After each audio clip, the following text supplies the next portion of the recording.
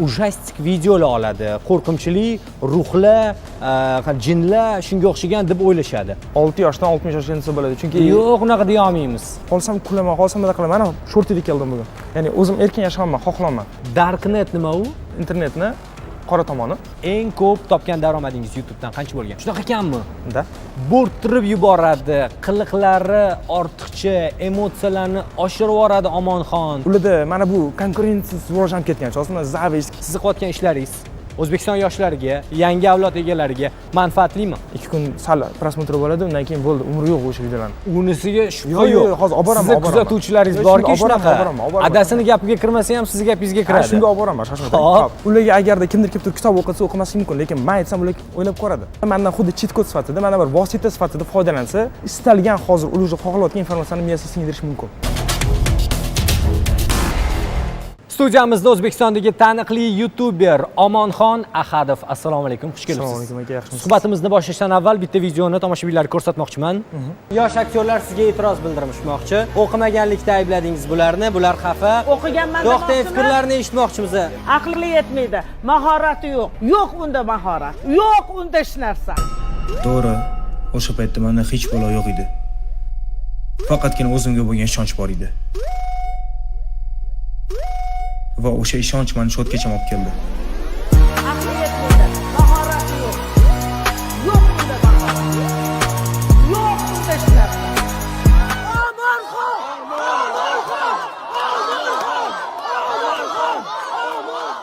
Xo'sh, adashmasam bundan bilmadim 5 yil avval bo'lsa kerak yoki undan ko'proqmi? 2021-yil. 2021-yil, taxminan 5 yil bo'libdi.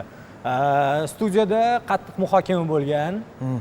Ochiqchasi gaplashamiz Amirxon Umarov tok-shousida va ana shu jarayondagi mana shu tanqidiy fikrlar, e'tirozlar sizga haqiqiy motivatsiya bo'ldi deb ayta olamizmi? Xo'sh, qaysi tomonda desa bo'ladi? Chunki aynan u paytda biza kino productionda bir aktyor sifatida men qatnashganman u yerda. Hozir aktyorlik faoliyatimda omad kelmadi-ku, lekin bu taraflama o'xshadi va qaysidir ma'noda motivatsiya ham bo'ldi desa bo'ladi. Chunki men aktyorlik faoliyatida omad kelmagani bu nazarimda yaxshi filmlar bo'lmagani bilan ham bog'liq bo'lishi mumkin. Qaysi tomonda shunaqa desa ham bo'ladi, lekin bu gap bilan men yaxshi kino bo'lsa, yorbam o'ynardim, aktyorskiy yetadi deb o'zimga katta baho bermoqchi emasman. Ya'ni sinab ko'rilmagan eksperiment qolib ketdi. Ya'ni buni javobini biz endi bilmaymiz. Men yaxshi aktyor bo'larmidim yoki yo'q. Kelajakda bilishimiz mumkin. O'sha vaqtlar tanqid qilingan yosh ijodkor bugun 3 milliondan oshiq obunachiga ega va ularning bir qismini poytaxtdagi Navruz bog'iga yig'a oldi. Biz sizga ana shu jarayonni ko'rsatmoqchimiz. Hozir do'stlar, mana shu 3 million boshini otamiz, davay!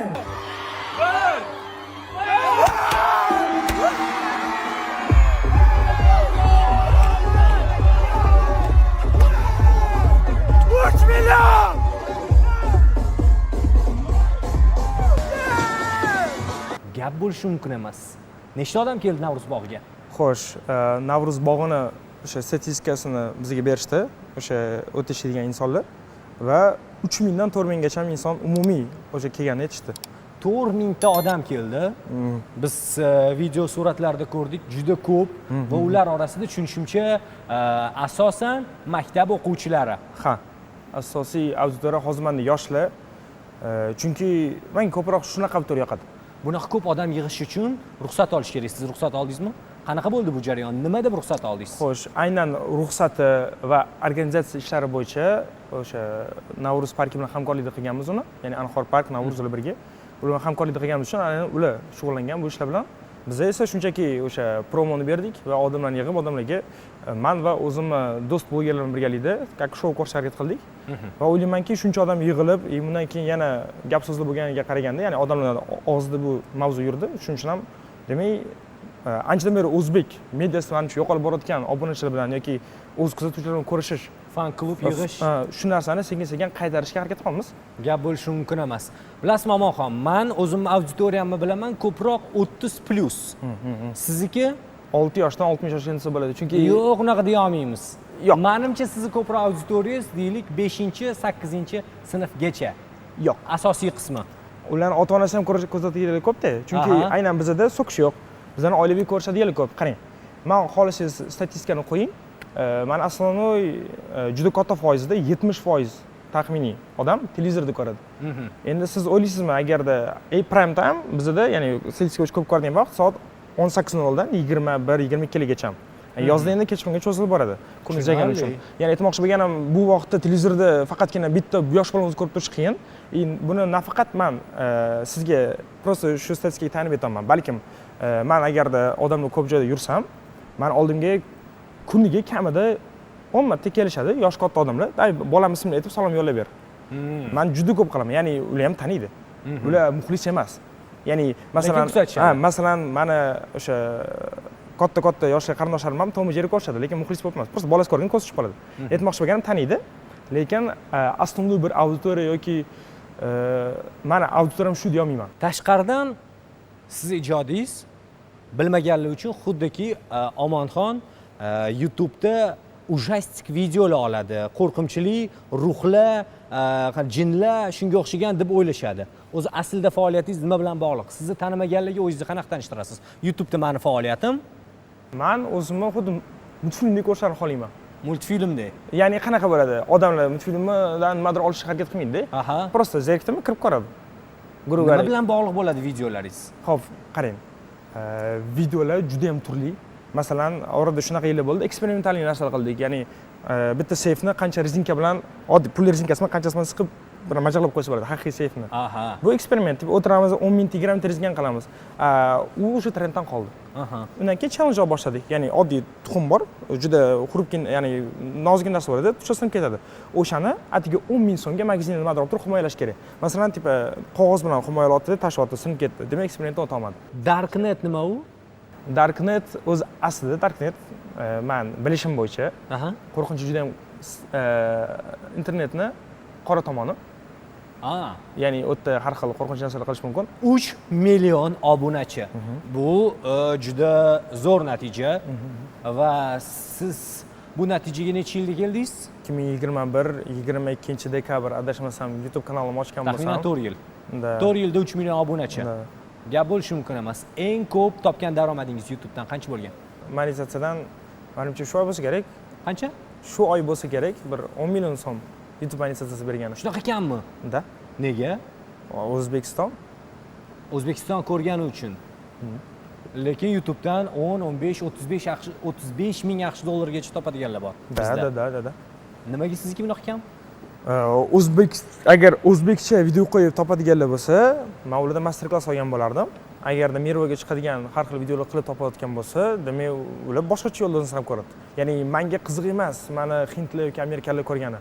Menga haqiqiy o'zbeklar ko'rgani qiziq. Chunki faqat pul emasda gap, tushunasizmi? Ya'ni bu yerda men o'ylashim bo'yicha monetizatsiya 1 yil keyin, 10 yil keyin, 10 yil oldin yonadi. Ya'ni bu narsa mayli, bizni ko'ramiz, ko'rmasmiz, balki ko'payib hayotdan tushib ketamiz, farqi yo'q. Muhimi hozir men yoshlarni bilan do'st bo'lishim, shu auditoriya bilan ular o'sayotgan paytda kelajakda bilan ko'zini oldida bo'lishim. Va kelajakda agarda men istalgan yo'nalishda nimadir qilsam, ular meni уже 1-2 yildan emas, bir ham 10 yildan beri pashta bilishadi. Tushunarli. O'zbekistondagi birinchi raqamli YouTuber kim? Mr. Otabek TV deb o'ylardim oldin. U oldin 3 yil oldinda. Hozir unaqa emas. Yo'q, undan hozir o'zim ko'rmayman hech kim. Siz o'zingizni birinchi raqamliman deya olasizmi? Yo'q. Men o'ylashim bo'yicha hozir O'zbekistondagi eng yaxshi YouTuberlar bular yengil yiqayotgan insonlar, ya'ni obunachilar, prosmotrlar bular keladigan, lekin yengil yiqayotgan odamlar menimcha Kamol Qahhorov, Ahror Alixonov, Mr. Babrello. Bu sizni komandangizdagilar adashmasam. Javnaqa komanda emasmiz, просто hamkasblar. Bo'rttirib yuboradi, qiliqlari ortiqcha, emotsiyalarni oshirib yuboradi Omonxon deb fikr bildiradiganlar bor ekan sizga nisbatan. Ularga nima degan bo'lardingiz? Ular просто meni avtoram emas. Chunki meni avtorimda unaqa fikr yo'q. Mazza ovqatlanishga kelgan odam kelib mazza ovqatlanib ketadi-da. Agar ovqatlanib kelib turib, men metin nimadir ekan, men remont nimadir ekan deyapman, demak maqsad ovqatlanish emas, to'g'ri tushunasizmi? Maqsad o'ta boshqa. Maqsad boshqa bo'lsa, daychi o'ziga tushadigan cho'tka remontli restoranga borib ovqatlaning. Tushunarli, lekin xeyterlarga ham har doim bizani qanaqadir nisbatan javobimiz bo'lishi kerak, subyektiv. Sizni ham xeyterlaringiz bo'lsa kerak. Va o'sha xeyterlarga nisbatan nima degan bo'lardingiz? Men deyman, просто agarda men yoqmayman, просто ko'rmanglar, yoqadiganlar o'ta ko'p bo'lib qoldi. Yomon ko'rib kuzatadiganlar ham qiziq. Yomon ko'radi, lekin bitta ham ko'rsatuvingizni, bitta ham o'sha videoyingizni o'tkazib yormasdan ko'radi, lekin yomon ko'radi. da bo'lishi mumkin. Chunki qarang mana. Nimaga aslida yoshlarga men yoshlar uchun ishlayman. Chunki masalan bilasiz o'zim mana hozir o'zim esadingiz, 5 yil oldingi videolarni ham men kino productiondan chiqqan insonman. Ya'ni mayli u qanaqa leveldadir, boshqadir, ya'ni o'zini odam, любой odam o'zini ishlasa yoki agar men meringa harakat qilsam, kороткометражка yoki zo'r bir kinoga o'xshagan narsa bera olaman deb o'ylayman, o'zim bilmayman. Endi har kim o'zi har xil o'ylaydi. Men shunaqa deb o'ylayman va 30 yoshimga yaqin sekin silamanda shu narsa kutsanglar bo'ladi. Ya'ni aytmoqchimanki, xuddi shunaqa biz ham opit bilan chiqadigan narsa va bu o'xshamas. Lekin men harakat qilib ko'raman va eng kamida hech bo'la qilmaganimdan ko'ra hozirgi qilayotgan ishim yaxshi. Xo'p, ana endi boshiga savolga qarasak, nimaga yoshlar uchun? Chunki men tengilar va mendan kattalar ularda mana bu konkurensiya rivojlanib ketgan. Aslida zavish desam, ular menga do'st qaramaydi hech qachon. Buni men prosta atrofimdagi do'stlarimdan ham bilaman. Ya'ni qaysi ma'noda ular mana kimdir sizga yordam beradi, to uni o'tib ketgunizgacha. O'tib ketgandan keyin u nima qilish boshlaydi? Ketdi, sekin sizdan sizga bir tenglashib ishlagandan ko'ra, undan ko'ra o'ziga o'xshagan sizni ham sal pastroq tortishga qo'yadi. Va xuddi shu narsani xohlamagan holda va boshda o'zimdan kattalar va o'zim tengilarga autor kontent qilganman, har xil kino narsalar qilardi, nimadirlar qilardi, masalan, sohada avvaldan bor odamlar meni biladi o'tda ham. Men o'tda xitdan ko'ra boshqa ish bilan ko'rmaganman. Yoki o'tda qanaqadir masalan shakar narxi oshib ketsa, shakar narxi oshdi haqida bitta video qilasiz, 2 kun sal prosmotr bo'ladi, undan keyin bo'ldi, umri yo'q o'sha videolarni. Otarchi vibe'da menga yoqmaydi bu. Undan ko'ra men noldan hammasini boshlayman dedim, Instagramni o'chirib tashladim, YouTube'ga kirdim. YouTube'dan hozir har xil narsa qilaman. Muhim o'zimman. Xohlasam kulaman, xohlasam nima qilaman. Mana shortiga keldim bugun. Ya'ni o'zim erkin yashayman, xohlaman. Mana shu narsa uchun ham men shuni bu tomoshabinlarga yoki studiyaga yoki kimgadir hurmatsizlik emas, bu shunchaki o'zingizni qulay his qilganingiz uchun. Menimcha mana short kiyganim kimgadir agar xalaqit berayotgan bo'lsa, masalaga juda ko'p savollarim bor. Xayterlar ko'p. Xo'p, rekord darajadagi kuzatuv videoingiz qancha? Menimcha 9.6 million. 9.6 million. Salkam 10 million. Da. Tushunarli. Rekord darajadagi reklama shartnomangiz-chi? Unda ko'p deyman, masalan yaqinda Londonga borib keldim, Coca-Cola anaqasi bilan proyekti bilan. Ya'ni u yerda ham katta shartnoma bo'lgan. Ya'ni aniq bittasi deya olmayman-da, ko'pda. Masalan, Honor bilan biz o'tganlik juda katta proyektlar qilganmiz. Masalan, o'sha aytgan 9.6 million prosmotr bo'lgan video Honor telefonida reklamasi o'tadi. Ya'ni kim uzun videoda, 30 minutlik videoda Honorni yoki любой texnikani reklama qilib turib 9.6 million prosmotrga qoladi. Masalanda biz shunaqangi strategik xizmat qilganmizki, ham video qiziq bo'lgan, ham telefonni video davomida 5 marta kamida 1,5 minut integratsiyasi ketgan. Shuni odam shuncha odam ko'rgan.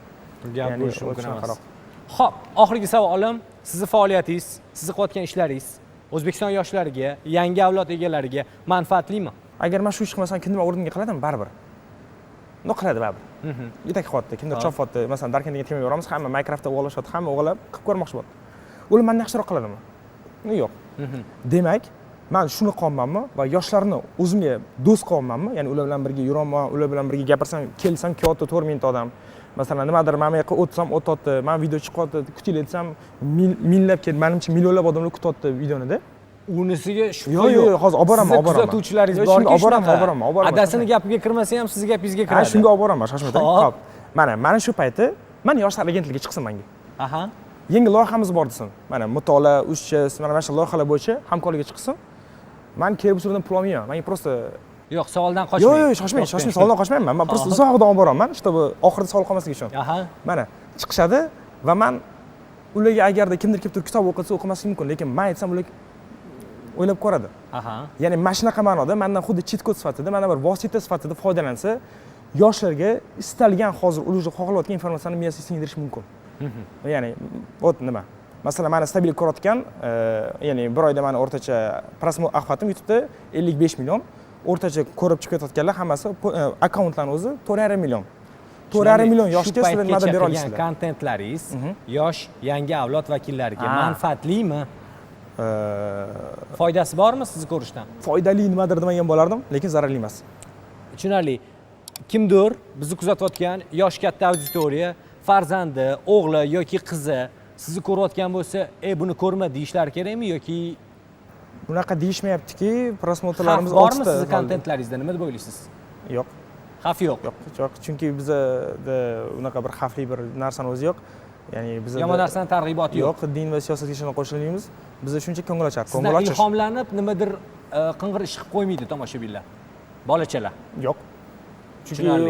Chunki biz shunaqa narsa qilamiz, kunlarda imkoniyati yo'q buni qilishga. Tushunarli. Eng asosiysi mani nazarimda samimiy fikrim, siz juda ham samimiy, ochiq ko'ngil, o'zingiz qanaqa bo'lsangiz, boringizcha o'zingizni ko'rsatasiz. Shuning uchun ham sizni ko'radigan auditoriya ekranda o'zini ko'radi siz orqali va menimcha shunga ham obunachilaringiz soni ko'payyapti va sizni kuzatish uchun ham qiziqarli. Sizga katta rahmat. Rahmat, Suhbatlashganimizdan juda ham xursandman.